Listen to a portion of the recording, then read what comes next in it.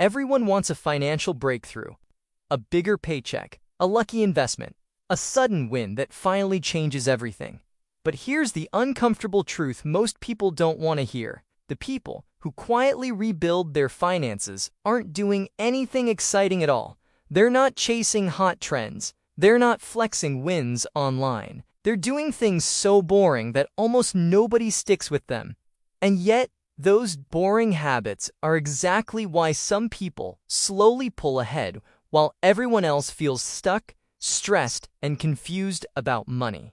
If you've ever wondered why doing all the right things still feels hard, or why financial progress seems invisible for so long, what you're about to hear explains it. Because once you understand why boring works, money starts behaving very differently. Here's the part nobody tells you up front. Boring habits don't feel powerful because they don't create instant results.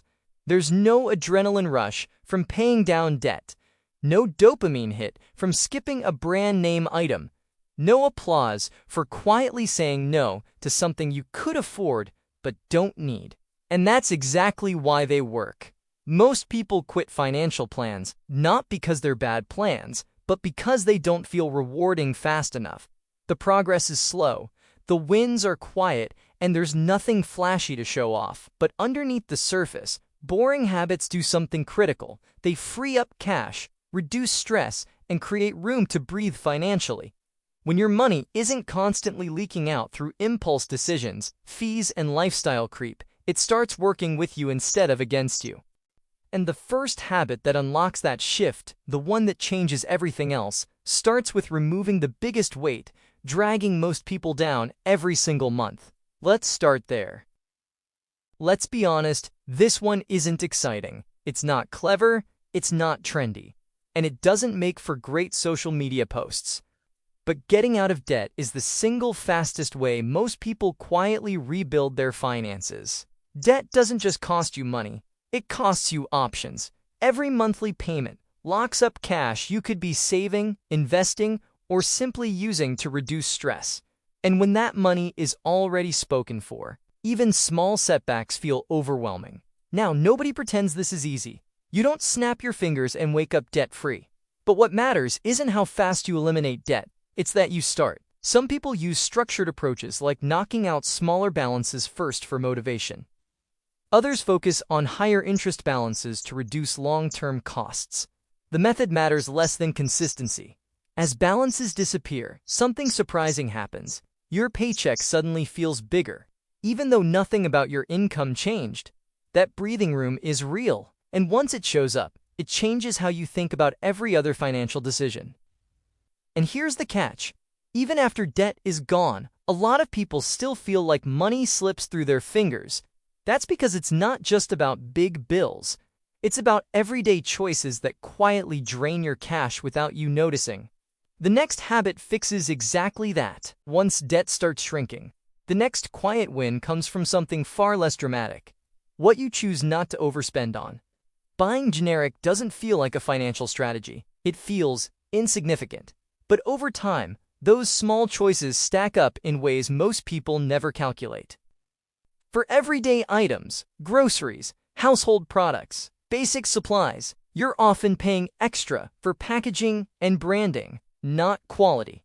And in many cases, you can't even tell the difference once you're using the product. $1 saved here, $2 saved there. On their own, they don't move the needle. Together, they quietly free up money every single week. And what makes this habit powerful isn't just the savings, it's the mindset shift. You start believing that you control your spending, instead of your spending controlling you. But even with smarter choices, modern shopping is designed to move faster than your judgment. One tap, one click, one impulse, and the money's gone. The next habit slows that moment down just enough to protect you from yourself. Modern spending isn't accidental. It's engineered to be fast, easy, and emotionally effortless. Saved cards, one-click checkouts, instant confirmations. By the time your brain catches up, the purchase is already done. That's why one of the most effective boring habits is intentionally adding friction back into the process. Removing fast purchase options doesn't stop you from buying things. It simply forces a pause. Having to re-enter your payment details creates a moment of reflection, just enough time to ask, do I actually want this? For people who struggle with impulse buys, that pause is powerful. It turns spending from automatic into intentional. And what's interesting is that this habit doesn't feel restrictive over time. It feels freeing. You stop reacting to every impulse and start choosing where your money goes. That sense of control matters, because financial progress isn't just about cutting costs. It's about aligning your spending with your values, which brings us to a habit everyone talks about, but far fewer people actually live by. Living below your means sounds obvious, almost boring enough to ignore. But this habit is the foundation that decides whether every other strategy succeeds or fails. When you consistently spend less than you earn, you create margin. Margin for mistakes, margin for opportunities, margin for the future. Without it, even a good income won't save you. If every raise turns into a bigger car payment, a nicer phone, or higher monthly bills, you never actually move forward. You just run faster in the same place. Living below your means doesn't mean living small forever. It means choosing long-term freedom over short-term pressure. When expenses stay controlled, money becomes flexible. You can save more, you can invest more, and when life throws something unexpected your way, it doesn't immediately turn into a crisis. And once that foundation is in place, there's one habit that protects it better than almost anything else. A habit that turns financial anxiety into calm. This habit doesn't make you richer on paper. It doesn't grow. It doesn't impress anyone. But it might be the most underrated financial move on this entire list. An emergency fund exists for one reason: to stop small problems from becoming financial disasters. A blown tire, a surprise bill, an unexpected expense you didn't plan for. Without savings, those moments push people back into debt. With savings, they're inconveniences, nothing more. And that difference changes how you experience life. There's less panic, less stress, fewer desperate decisions. You're not constantly bracing for the next hit. This is where a lot of people realize something important. Money doesn't just buy things. It buys stability. It buys breathing room, and over time that stability makes it easier to stick to every other boring habit. But once you have a safety net, there's another leak that quietly drains money every month. One that most people underestimate because it feels small. On their own, small deals don't feel meaningful. Saving a few dollars here or there doesn't look like financial progress. But this habit works because it's repeatable. Looking for deals, especially on everyday spending, quietly stretches your money without changing your lifestyle. A discounted meal, a coupon, a promotion you would have missed otherwise. Those savings don't disappear, they stay with you. Over a month, that might mean keeping an extra $20 or $30. Over a year, it's hundreds. And that's money you can redirect toward things that actually matter: saving, investing, or experiences you care about. This isn't about being cheap. It's about being intentional. When you start treating savings like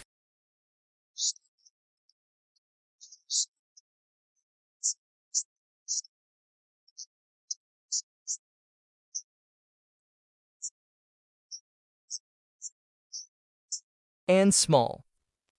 Some expenses don't feel like spending at all. They feel like part of your routine. A coffee on the way to work, a snack you grab without thinking, something small that barely registers. But repetition is what makes these purchases expensive. $5 here doesn't hurt, but multiplied by 5 days a week, every week, month after month, it becomes real money. Money that could have stayed in your account without changing your happiness. The key isn't cutting everything out, it's swapping one habit. Make it at home instead. Buy in bulk. Replace a daily treat with an occasional one. These small changes don't feel restrictive, but your bank balance will notice the difference. And once you realize how powerful habit swaps can be, it becomes easier to identify another leak, one that quietly charges you every month, whether you're using it or not. Subscriptions are sneaky. They're small, automatic, and easy to ignore. A few dollars here, $10 there. Individually, they don't feel dangerous, but together, they quietly become a monthly tax on your paycheck. Streaming services you barely watch, apps you opened once and forgot about, memberships that no longer fit your life. This habit isn't about cutting joy. It's about matching spending to reality. If you're not using something regularly, it's not adding value, it's just draining money in the background. Canceling unused subscriptions feels boring, but it's one of the fastest ways to increase cash flow without changing how you live day to day. And once you reclaim that money, the next habit becomes easier because it protects you from a trap that keeps people permanently chasing the next upgrade. New doesn't always mean better, but it almost always means more expensive. Phones, TVs, cars, gadgets. There's constant pressure to upgrade, even when what you already own works just fine. And over time, those upgrades quietly reset your financial progress. The issue isn't replacing things when they stop working. It's replacing them when they don't need replacing. For most people, especially those still rebuilding their finances, upgrades delay freedom. They turn usable items into recurring payments and lock money into things that don't actually improve daily life. Avoiding unnecessary upgrades doesn't feel like discipline, it feels like patience. And patience is one of the most underrated financial skills there is. When you stop chasing new, your money finally has a chance to move forward instead of starting over. But there's another habit that works in the opposite direction, one that turns unused stuff into cash and clears mental clutter at the same time. Most people don't realize how much value is sitting around their home, unused, forgotten, and slowly losing relevance. Clothes that never get worn, shoes that sit in the closet, electronics, games, or gear collecting dust. Selling things you don't need isn't about becoming a minimalist. It's about converting dead weight into momentum. Even small amounts matter. A few extra dollars here and there can go toward debt, savings, or something you actually use. More importantly, it reinforces a powerful behavior. Money should flow toward purpose, not clutter. There's also a mental benefit. Letting go of unused stuff reduces the urge to buy more. You become more selective, more intentional. And once your spending slows down, there's room to enjoy life without constantly opening your wallet, which leads to a habit most people overlook entirely. Not all hobbies are equal, at least financially. Some hobbies quietly pull money out of your account every single month. Others cost very little once you get started. And a few can even move your finances in the right direction over time. The difference isn't passion, it's sustainability. Low-cost hobbies give you something most people don't associate with money habits: enjoyment without regret. Activities that don't come with constant spending pressure make it easier to stay consistent with your financial goals. And for some people, hobbies can even create optional income, not because everything needs to be monetized, but because turning something you enjoy into value changes how you think about time and money. The goal isn't productivity at all costs, it's balance. And once spending pressure is lower, there's room for a mindset shift that makes saving stop feeling like punishment and start feeling rewarding. Most people fail at saving money for one simple reason: it feels like losing. You don't see the reward. You don't feel the benefit right away. It just feels like saying no over and over again. But when saving becomes interactive, almost playful, everything changes. Some people turn it into a challenge, saving a small amount daily, competing with a friend, setting personal milestones and trying to beat them. Others find satisfaction in spotting the best deals or reducing costs without lowering quality. The point isn't the method, it's the emotion. When saving feels like progress instead of sacrifice, you actually stick with it. Consistency replaces willpower, and that's when money habits stop breaking down over time. But there's one habit that takes consistency to the extreme. So extreme that you don't even have to think about it anymore. This might be the most boring habit of all, because once it's set up, you almost forget it exists. Automatic investing removes emotion from the equation. A portion of your income moves into investments before you ever have a chance to spend it. No decisions, no timing the market, no second guessing. The power here isn't strategy, it's consistency. When money is invested regularly, month after month, progress happens quietly in the background. You're not reacting to headlines, you're not panicking during downturns, you're letting time do the heavy lifting. And over the long run, that steady behavior matters more than almost any short-term move. People are often shocked by how much money accumulates simply because they stayed consistent. But investing alone doesn't protect your finances if everyday habits keep pulling money away faster than it grows. Which leads to a habit that sounds simple but has one of the biggest impacts on monthly spending. Eating out doesn't just cost more, it hides how much more you're actually paying. When you buy food outside the house, you're paying for convenience, service, rent, staff, and profit margins, all layered on top of the meal itself. That adds up fast, even when individual purchases feel reasonable. Cooking at home strips those extra costs away. It's not about becoming a gourmet cook or giving up food you enjoy. It's about shifting where the money goes. The same budget that covers a few meals out can often cover a full week of groceries. And when eating at home becomes routine, something unexpected happens. Your monthly expenses stabilize, fewer surprises, less leakage, more control. Once that control is in place, the final habit ties everything together. Not with math or tactics, but with mindset. Because money, at its core, isn't just numbers. This last habit doesn't show up on a spreadsheet. You can't track it in an app. But without it, none of the others last. Trusting the process means understanding that money is as much mental as it is mathematical. If finances were just numbers, everyone would win. But emotions, fear, impatience, comparison, instant gratification pull people off track long before the math has time to work.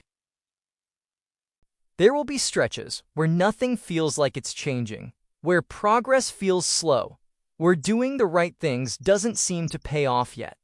That's normal. The people who rebuild their finances aren't immune to doubt. They just don't let it dictate their behavior. They stick to saving consistently. They stay out of debt. They live below their means, and they resist the urge to chase shortcuts. Over time, something shifts. Stress fades, options open, and money stops feeling like a constant source of pressure. That's what boring habits really buy you. Not excitement, but control. And once you have control, everything else gets easier.